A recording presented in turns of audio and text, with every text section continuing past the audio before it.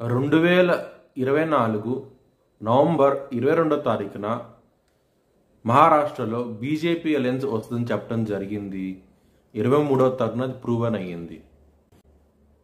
2022 జార్ఖండ్ ఎలక్షన్స్లో కాంగ్రెస్ గవర్నమెంట్ వస్తుందని చెప్పడం జరిగింది.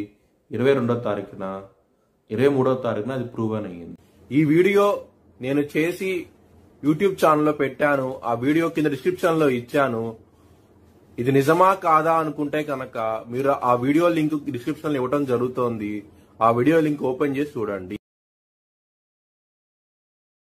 కర్కాటక రాశికి అధిపతి చంద్రుడు. కర్కాటక రాశిలో పునర్వసం 4వ పాదం, ఆశ్లేష 4 పాదాలు, పుష్యమి 4 పాదాలు ఉంటాయి. ఈ నక్షత్రం వాళ్ళందరికీ నేను చెప్పే వార ఫలితాలు వర్తిస్తాయి. ఈ వారంలో లగ్నాధిపతి అయిన చంద్రుడు మీకు మంచి ఫలితాలంటూ ఇవ్వబోతున్నారు. ఈ వారంలో చాలా ఆనందంగా ఉంటారు. 2వ స్థానం అధిపతి అయిన సూర్యుడు వృశ్చిక రాశిలో ఉండటం మూలంగా కుటుంబ పరంగా మాత్రం చాలా మంచి డెవలప్మెంట్స్ అంటూ ఉంటాయి. ఈ వారంలో శుక్రుడు ధనుసు రాశి నుంచి మకర రాశికి వెళ్తున్నారు డిసెంబర్ 2వ తారీఖు నుంచి. దాని మూలంగా చాలా చాలా మంచి ఫలితాలంటూ ఉంటాయి.